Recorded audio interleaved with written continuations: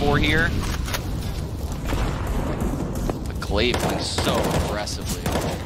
Yeah, they don't want to show them the respect. It probably gave them that little bit of a cushion. They were put to a test, and a little bit of spam. Glaive taking quite a bit of damage there through the hut. Not enough to take him out of the round, though. Looks like the Renegades want to hang out outside, perhaps find a pick, maybe make a decision from there. But Glaive coming from the secret area is going to prove to be a problem. No one's going to suspect this. He finds the first kill in the hazard.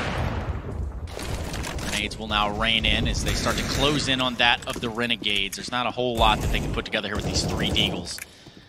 This is exactly what I was referring to, Trace. You cannot sit in the yard like this against the Astralis. Yeah. They will slowly start to peek you in angles that you're not expecting. Their teamwork is too strong, and their grasp of the map is just phenomenal.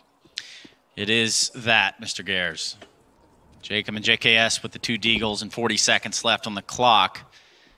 Maybe, just maybe, he heard him scope in the big garage, but it doesn't appear as though he wants to try to take that weapon. In fact, it's going to get even weirder as he goes up the ladder now. Magisk is not going to be expecting this. And now we've set ourselves up for a real banger. He's looking for the second kill on the player on the hut. Can't seem to do it. Really wasn't a whole lot invested into this round by the Renegades, so it's not as though that they're going to be super punished for it, but another round slipping away on the board doesn't help, and JKS realizes there was a chance he was going to get killed after the time. He wanted to make sure that he went ahead and got that ordeal out of the way. It's another round on the board. 12 for Astralis, 9 for the Renegades. This is a round that Renegades, it's getting in that must-win territory, Trace. Astralis' money is getting out of control. Every single player on their team has over 5K. They have a couple buys in them before, they're even close to running out of money. Yeah, which is the scariest prospect, right? Having money for the rest of the game. If you're the Renegades, you are going to be pushed that distance every single round. They're going to go ahead and pop that door off, Molotov the connector, and get a player in the lower. Now, we've seen JKS do this earlier. It did work out, and in fact, it works out again. Device has absolutely no clue that the steamroll of the Savage is coming through to town. And again, Renegades having set back themselves just a little bit here. Looks like they're going to use a little bit of utility. Now, we've seen this strat before, Sean. We have, and they're going to give it a different approach this time. They're not going to throw those wall smokes and go outside. It looks like they're going to go towards ramp, which is the play. JKS is holding that control room area, I believe, right now. He has the rotate from ramp into the lower bomb site. They're going to get a 1-on-4 in this ramp room, I believe, against Zipex. The problem is that they have to clear Zipex out of this ramp room, and the flash is going to come through, get him really blind, and it's a really awkward moment here as no one has seen him yet. Somehow, some way, he is able to take down Azur. Magisk grabs one as well, and Lias finally eliminating him from the round. At that point, it could not have gone any more wrong for the Renegades, Sean. Oh, what a blunder coming out of the Renegades. They had the perfect strat, the perfect read, the perfect flash, and they just didn't clear the corners. Just the smallest of details cost them this round. You have to feel for them after this. Zipex, a snake in the grass. Yeah, that was a rough one. The flash was perfect. As perfect as one could be, everyone being blind, of course. No one could see Zipex in the corner. Not firing. Just all kind of came to fruition for him, didn't it? JKS, so much success getting down this vent. And he's going for it again. Now, I would be really surprised to find Device down here, the victim, yet again. That's not going to be the case. However, him down in that lower site does give them a different angle, another avenue of approach should they elect to use it. Yeah, if I were JKS, I'd be taking buddies down there with me at this point. Hey, guys, check this out. I can come down the vent every round. Come with me. It's as simple as that. JKS is going to be hanging out by his lonesome for the time being, setting up a campfire. Oh, this gets scary with Glaive's positioning. Will Renegades be aware of this, especially with all the spam coming through from Magisk? They have so much to worry about. Oh, no. No, sir. No, sir, indeed. Glaive finding 3 right there, and that is not a good look for the Renegades. Eventually, he does fall. Now, Lias and JKS. JKS having hung out in the control room the entire time, mashing buttons. Now we'll have to mash some heads here in the lower bomb site. They're set up just proper, though. The crossfire is there from Zipex and Device, so getting out will, in fact, be the biggest problem that they're going to face. And, well, for what it's worth, Sean, it ain't going to happen. All we're seeing is a bunch of mashed Australian potatoes. Yes. Trace. Don't even know if that's a good thing, but nonetheless, I do like mashed potatoes. 14-9 the score now. And the small things, again, working so well for Astralis. Glaive playing this position.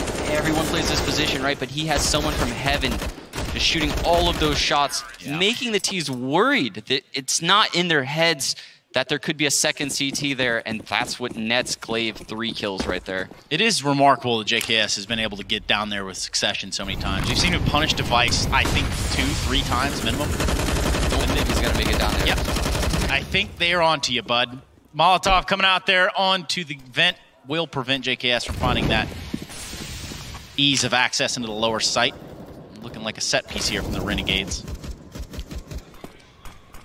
Zipex there to hold the ramp, and Device outside. Device finding that damage already to just go ahead and start nailing away at the Renegades. 14-9 in a round where they haven't purchased up a whole lot, electing to save for the tie. They're going to, again, get caught outside and get picked apart one by one. Glaive finding 2. Excuse me, Device finding 2. Glaive doing just enough for JKS to hang out with the Tech-9. And that will be 15 on the round for Astralis. Yeah, it looks like Renegades almost took for granted that JKS could get down the vents that round. And you could see their strat looked like it almost revolved around that when he wasn't able to make it down there. Molotov, just, my God. This is just a feels bad, man. What are you going to do in that situation, right? Pepe hands. Yeah, get the marshmallows out. 15-9, and we're going to see what appears to be a timeout come in. The boys still in the fight, having won the first map. This one will be going the full distance. In fact, map 2 being Nuke.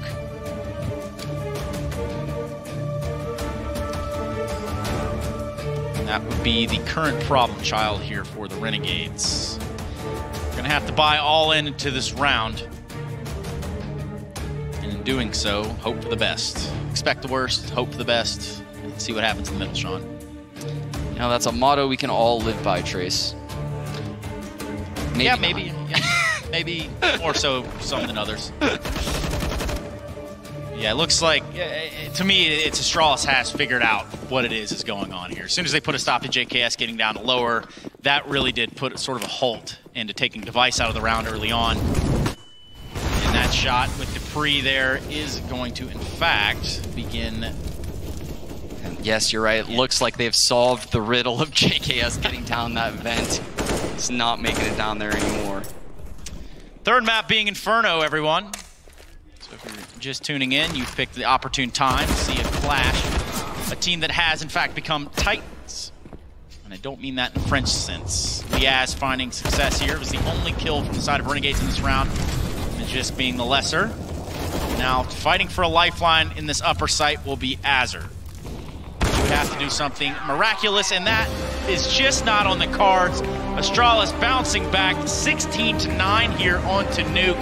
And you've got to look at an unanswered half here from the T side of the Renegades. Astralis, all of the rounds on the CT side going their way and doing it with relative ease. Once they figured out all the problems, well, no one really has the answer for what the problem of Astralis is on Nuke just yet. In fact, as we do put Nuke into the books, is there anything you've got for us, Sean? Any sort of diagnosis, Doctor? I mean, Astralis is just so strong on that CT side of Nuke. Renegades did not look ready for their gameplay there.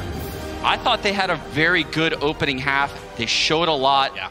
Inferno is going to be an excellent map to watch. Yeah, I think Inferno is really going to set the stage, right? Because now you can wipe away what was Mirage. You can wipe away what was Nuke that, basically people are sleeping on the Renegades at that point anyway. Yes. But regardless, we do have a true best of one in that sense. Yeah, and Inferno's the best map to do it, right? I think so. Couldn't have said it any better myself. The fire will continue here at the Intel Extreme Masters Major, and you don't want to be anywhere else but here. We're going to Inferno next, but not before the analyst desk. Make sure you're here with us when we come back.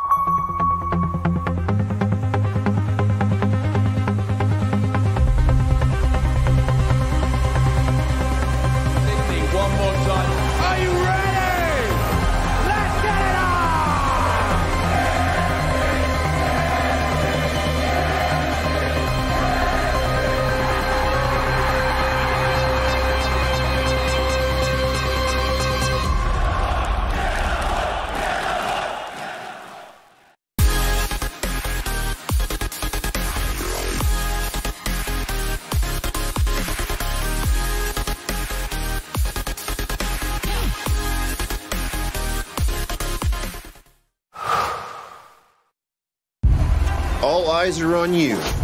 So give them greatness with Intel Extreme Masters certified PCs and notebooks and game like the pros.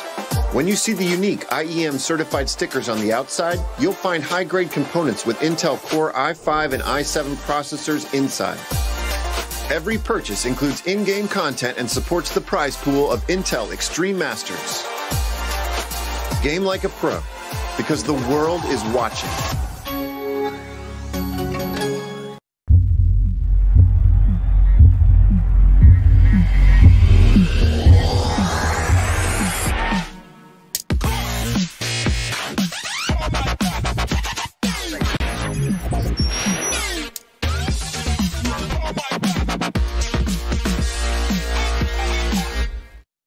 Prepare for combat. Go forth and conquer.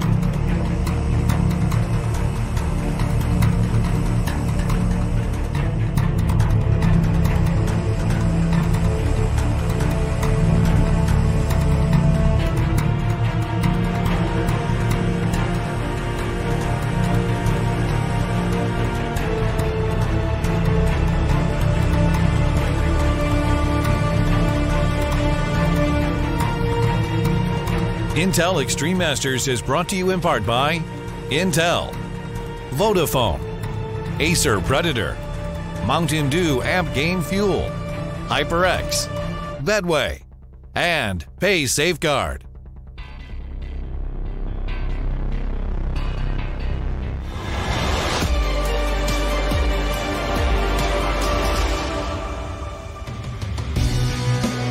My fellow analysts told me that if they could keep Astralis within the 6-round region, they had a shot, and shot they did in the second half, but Renegades once again just become another number next to Astralis' successes on Nuke. 29 in a row. We're closing in on 30 here, gentlemen. That's offline. That's a year. I want to make something clear because a lot of people are like, why didn't Renegades ban Nuke? Well, they definitely don't play Overpass. So you heard Kassad say in the interview that they've been working on Nuke and that's why they went for it. The fact is, everyone's going to have a crack at Astralis at some point. They can't maintain that level forever. Someone's eventually going to get the victory. Maybe we'll change that 6 or less to 5 or less. Yeah, maybe that'll be the new number that we'll work with to keep them on the T side. I mean, honestly, at this point, anything or less, if you can't get a single round on the T side, you've got a problem. I mean, that was a double digit, just 10 back-to-back CT rounds from Astralis. But that's not without lack of trying. And Jacob, I want to kind of throw a question to you that I was confused about. Yeah. We would cut through multiple rounds, and JKS is holding radio towards ramp while Force Ts are sitting at spawn. What's going on here? Help me. That was one of those cool innovations that Renegades come out with on the T side.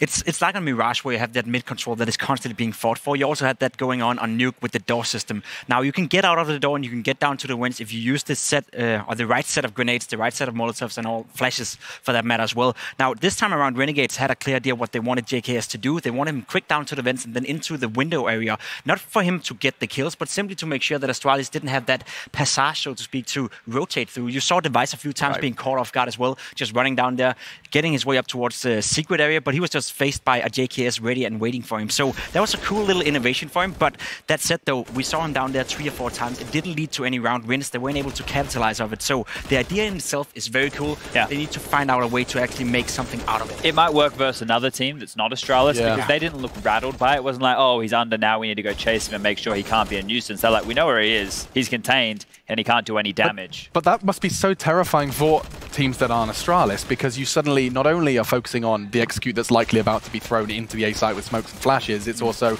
there's a JKS that we don't know where he is currently. I mean, that's that unknown. Perhaps not for Astralis. That's been going on for such a long time, though. I believe Virtus Pro and Snacks in particular were one of the first guys coming down the vents all the time, constantly being an annoyance to play against. I think you even played against it at some point as well. It's super, super tough because you, as you said, you have to be aware that it can be an inside go, it can be an inside rush, but sometimes it's just a fake. They throw the smoke, they throw the flashes, and you don't know whether they're down there or not, so you have to be aware. That said, though, as Chad was saying, Astralis is one of those teams. They are super hard to rattle. Even with such an innovation coming out of Renegades right here, it wasn't able to make it work. So kudos to Astralis and kudos to Renegades for trying as well. Chad, you had some observations regarding Astralis' CT. Sean was talking a lot about this, and we'll actually put it on the telestrator, Alex. Sean was talking about the rotation when they get the lower bomb site. I want to set the scene on this clip we have right here. JKS is the ramp anchor, and what we're about to see is an explosion from Astralis through this smoke. He's going to get 1 kill, but they're going to know that when they get this kill that it is JKS, the ramp solo, so they can go straight under. Now, what Sean's talking about is how they prioritize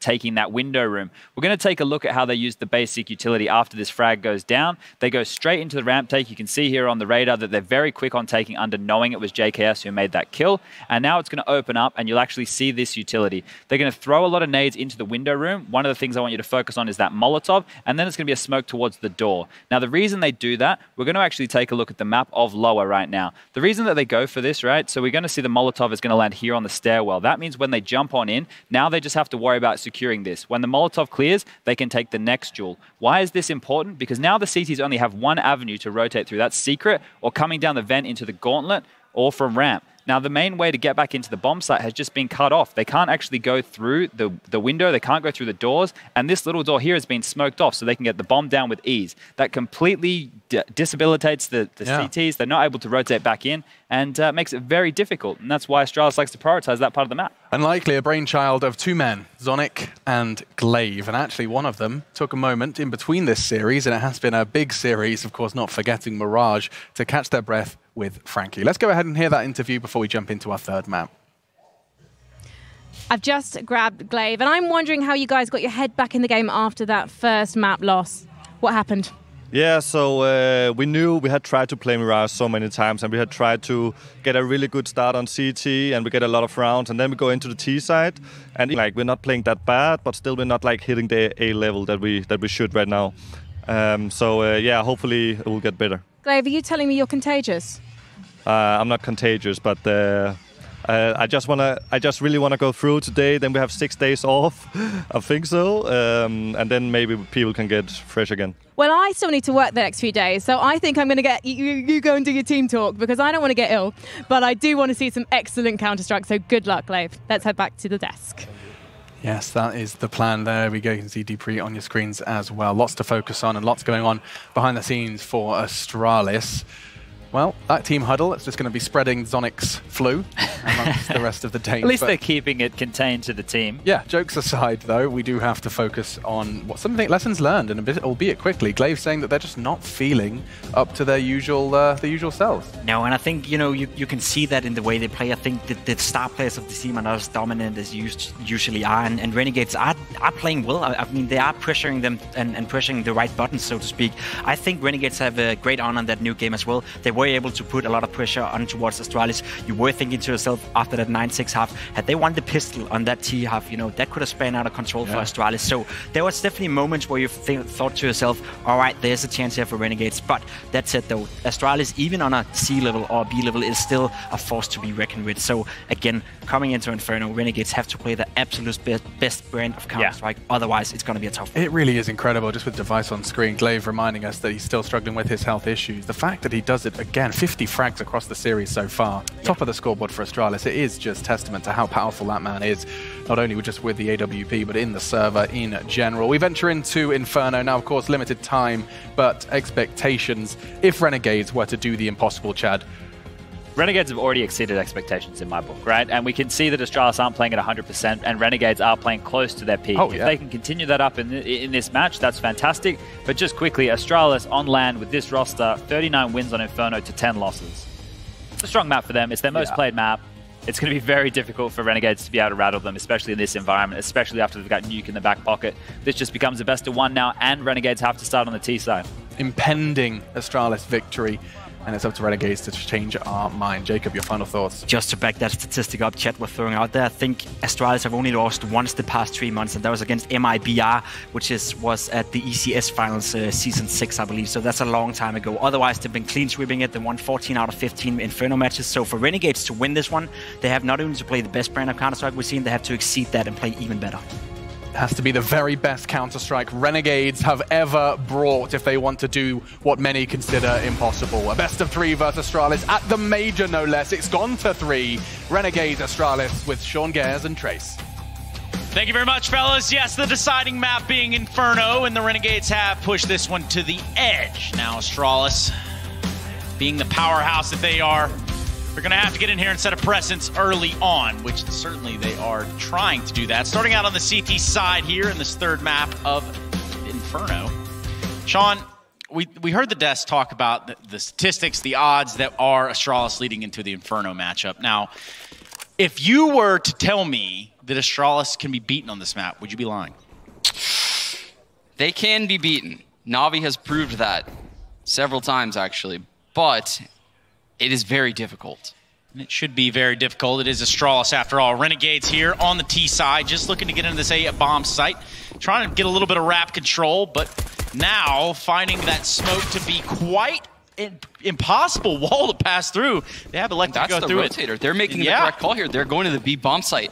This is a pinch for B. Zipex is going to have to deal with 5 players all by himself. A great read here for Zipex in his first point of contact. He does not net any frags, does a considerable amount of damage, and actually that grenade does rain through Supreme there onto Azar. So now these 4 players of the Renegades are going to have to collect that bomb from construction, get it planted, and, well, Device going for the peak there alongside of Dupree, and Device the first victim, Dupree trying his best to be the second. Taking a ton of damage, and the bomb's still not planted until now. 20 seconds left on the clock, completely fine. You're going to see Astralis now back away from this situation entirely. They're going to go ahead and try to get out of there with the armor that they have. And, well, first round going to the Renegades this early on. And I will say, Renegades has had some of the most creative and innovative pistol rounds I have ever seen a team bring to the major. And this is another one. They have people jumping out of halls into lane and then going through an arch smoke into CT spawn. They're just running the gauntlet around the entire map. Astralis completely caught out of position there. And that's not necessarily what you want to start off with if you're Astralis. Mind you, it is a slow start, but nonetheless, the Renegades have prevailed here. Now, Trace, this is by no means a free round when you're playing against Astralis. They will certainly force up here. They'll have smokes across the entire map, and it is going to feel suffocating. Well, it might be as suffocating as some of the weapons we're seeing come out right now, because Magisk has bought up the ump, Dupree with the shotgun. Well, they're going to be trying to keep this round going. Look at the buy here, Sean. And Renegades knows that Astralis is going to have a lot of smokes here, so they're going to have to work up, try to get map control as quick as possible to force these smokes out of Astralis' hands. And right now, the contest of Banana does not exist. Astralis is not going to be there to reply, but Gratisfaction will have used that Molotov there to kind of cordon off the car area. They're going to try to pressure it a little bit, see just how far they could push it against the defense that is Astralis, and trying to pistol some stuff back down on him. There's not a whole lot there to show for it. Dupree with the swing of the shotgun is able to take out Jacob before he's traded on by Gratisfaction, and that shotgun kill from Dupree will help monetarily. But in the big picture of the round, it's 4 versus 4. Yeah, that's a win for Renegades right there. Taking out Dupree that early spreads Astralis a little bit thin. You can see they have 3 people around this A bomb site, but if Renegades wraps on A, they're in quite a good position. Ouch. Azur finding device with the ump. And now things have come down into the hands of Magisk, Zipnix, and Glaive, and they're going to try to take these fights even though they're outgunned. And this could be deadly. They thought about maybe going through that arch, but instead they're going to go ahead and commit to the full wrap, and the peek there from Zipnix could have been huge. Comes up a little short, and now the numbers game has gotten even more awkward. Azur being that last player to come through the arch is going to spot Glaive, and that bomb is just barely going to escape its way into the B bomb site from CT spawn. Azur trying to wait this one out, see if he can do something here to keep the fight in their favor, but with that bomb planted, Azur knows there's a player lingering around here in CT spawn. He's gonna find him, but not the kill. Unfortunately for Azur, Glaive is the better, and with 3 HP, Gratisfaction cannot hold on to this bomb and the bomb site, and will fall in the first round on the board here for Astralis. Mind you, some SMG frags and even a shotgun kill from Dupree. We're going to have a different money game going into this next game, or round. My goodness, Renegades played that round so well at so many different turns. Glaive, speaking of turning, just a quick 90-degree turn to take out Azur on the flank right there. Oh, you got to feel for Renegades. If they would have just kept wrapping on the A bomb site, they obviously had no idea how easy it would have been for them, but alas, here we stand, 1-1, Trace. That is the story as it is told, Sean Gares. 1-1, AK, and M4s alongside of Zipnex's op, Zipex, before all of Denmark tries to find me.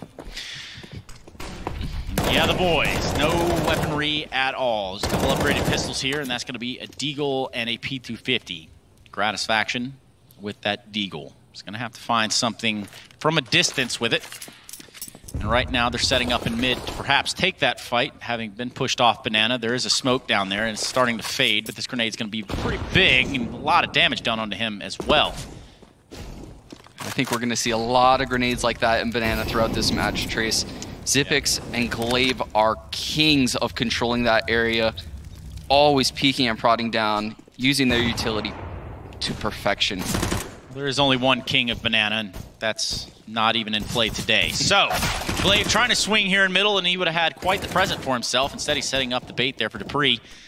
The Crossfire is in complete control of this mid corridor, and Glaive is running around playing a different game than the rest of us. Jacob finding a kill with the Deagle, goes for the second. Can't seem to do it. Another round on the board for Astralis. And with that, we can begin to look at the monetary situation that is Renegades. Buy is in order. We're going to see some utility coming out as well. Now, if you're the Renegades, right, Sean? If you're the Renegades, you've got your buy here. This is what you've got to work with. You've got 5 AKs, a little bit of utility. What's the game plan? How do we approach this? Trace, I feel like if I knew that answer, I'd be playing Counter-Strike and winning majors, because this CT side from Astralis is so hard to stop. They got to feel out this 3-man banana push and likely make plays towards the A bomb site. They threw a counter smoke towards the car, but Device getting an opening kill at the bomb site with only 2 players. That's going to really confuse Renegades this round. Yeah, that's a rough one to swallow, especially Zipex playing real dirty there on the other side of the smoke. Does, in fact, take down Azur, and now we have 3 members of Renegades alive, Gratisfaction, Jacob, and JKS. With a little bit of utility and AKs that they do have, they're going to try to get something going here as best as possible. But Device with the angle and the shot on the Jacob finds another one on the JKS, and should he find the last one on the Gratisfaction, they'll give him the 3-peat. But Dupree instead will be marching through the smoke triumphantly and putting a 3rd round on the board for Astralis. The first gun round of Renegades, we don't see them deal a single point of damage. Device just dominating that middle. I don't even know if a single Renegades player, I guess Jacob technically stepped foot in the bracket area, but not for long before Device put him down. Not much map control taken there out of Renegades. Yeah. The property battle does ensue, as the Renegades do have a significantly lesser buy, significantly less equipment and weapons to work with here. And, well, Device is going to go ahead and eat Gratisfaction's lunch for what it's worth. He didn't last long in this round. And as to be expected, Magisk with a little bit of a push down here on Banana. They're going to flash him through, and he's going to go all the way in. Start mopping him up one by one. Takes down Liaz. Jacob goes for Azur, gets him as well. And again, Dupree is there to end out the round. And we do see a couple of shots there towards the ground. Don't think it's any sort of BM, but... No, but this is something Astralis does a lot of when you watch them play. When they feel the eco is there, they're not afraid to just disrespect you. And the reason for that is because they know that's going to slow you down to such a terrible pace on future gun rounds. And that's how they control you with utility. Yeah. You never know what you're going to get when you play Astralis. And they've basically cordoned it so that you have to sit there and wait out the smokes, which is something that Inferno is notorious for throughout every iteration of it. And they're playing it completely to their advantage. Device now set up in the halls with this AWP. And Renegades there in alternate mid. So, looks like we're going to have a mid pop. They're willing to go through the smoke. Yeah, that grenade's going to hit them just a little bit, but the mid pop is there, and oh my goodness, the timing for Dupree is just not. He does get flashed off, and he tries to throw a counter flash there towards the arch side, and actually gets caught out in the open. The trades are now coming in, and a massive shot there by Liaz, take down Magisk.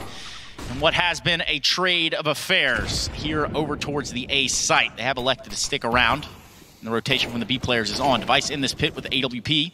He's going to have his first shot off on the player coming out of halls. Actually has now let his position be known. And it has taken quite a bit of damage on a real awkward exchange in the pit. Azur coming out on top.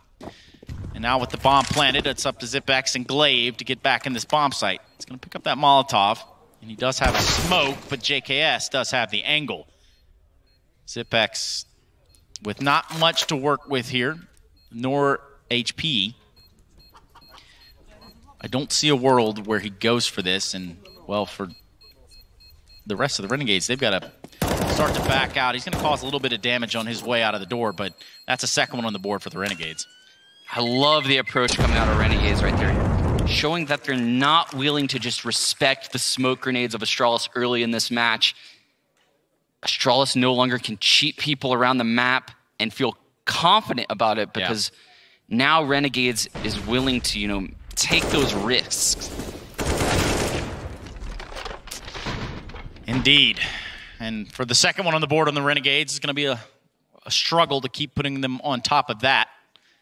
But at least now they have some weapons to do so. Again, no money problems on the side of Astralis, and the AWP in the hands of Device. Glaive going with the double nade call down middle. Doesn't quite net the success that they wanted. A ton of utility being used here towards this B side. We already see 2 Molotovs used up. Not much damage, though. Yeah, not much damage at all by all the utility used here by Astralis. And, well, now Renegades can find themselves a little bit of map control. They can find a pacing that they can have a chance to work with rather than being bottlenecked there on the ramp. Yeah, I would say this is a huge win for Renegades, taking banana control with Oh no. Dun dun. Glaive, burning Gratisfaction alive. He was doomed nonetheless. And that's going to be the pick there for Astralis. These Molotovs are now really posing a problem. Azure taking a ton of damage there, down to 35 HP. Has elected to pick up the AWP. And who was being challenged by Zipex is going to go ahead and fall, but should Azure keep playing with fire, he's going to get burned here by Device. Meanwhile, on the other side of the map, appears as though Glaive is going to get into the fight himself. That map control has diminished and is ultimately gone now as the Renegades try to lasso this one back into order. Walking right into what would have been a great crossfire. However, Glaive not smoked off. Well, take it all back. He was smoked off. Glaive dominating that arch side on the rotate, re-smoking so that way the T's can't take it. Oh my goodness. I love the approach coming out of Renegades. I have to give them credit. But Astralis' utility usage at that top banana position just too strong. Forces Gratisfaction out. Ends up burning in the flames. And for a guy with the flu, that's an excellent smile. About 9 out of 10. Nonetheless, here it does look like we have yet another problem in terms of the money department for the Renegades. They're going to go with what they can. A couple CZs, a couple Deagles, and an UMP. And a utility purchase here. Trying to net something out of this round. I don't think they're going to be trying to contest B too much, and they really can't with the amount of pressure that Astralis is electing to put on them over there.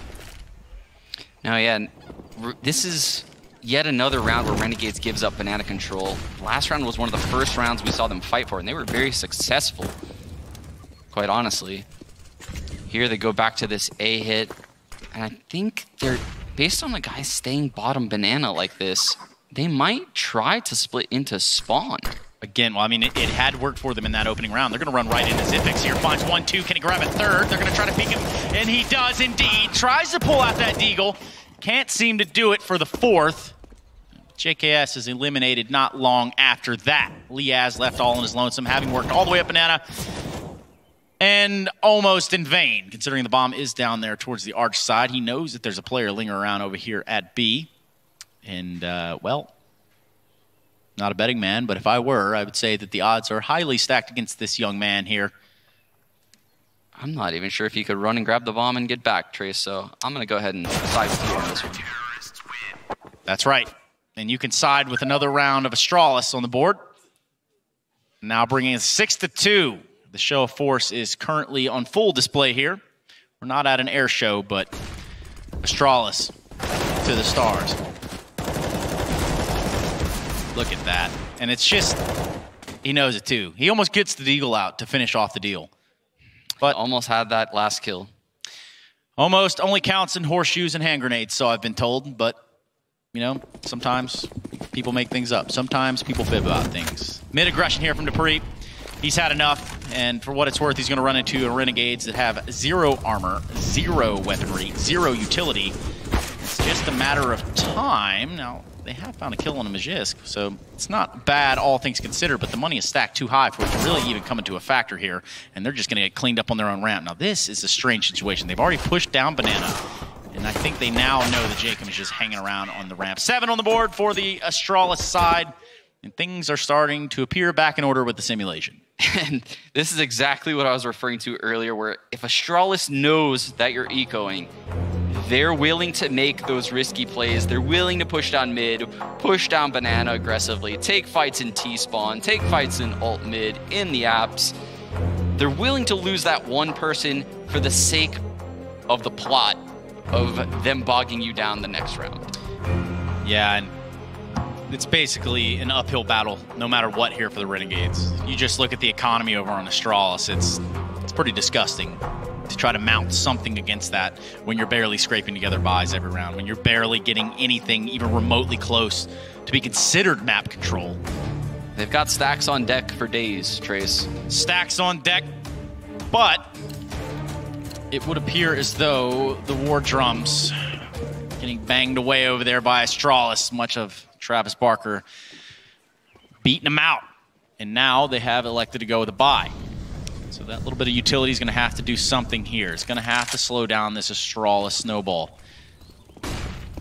Start the round out with 3 CT players over there towards the B site, but they're going to go ahead and flex that one player back. It's going to be Glaive on the rotation. Just going to leave Dupree and Magisk as the points of contact over here. Dupree about to get nasty with it, and by that I mean he's going to be eradicated. The spam from Glaive, though, will prove to be disastrous as they walk right into a grenade from Magisk. This is all falling apart at the seams, and Azure can't seem to put it all back together. He's tried to do something.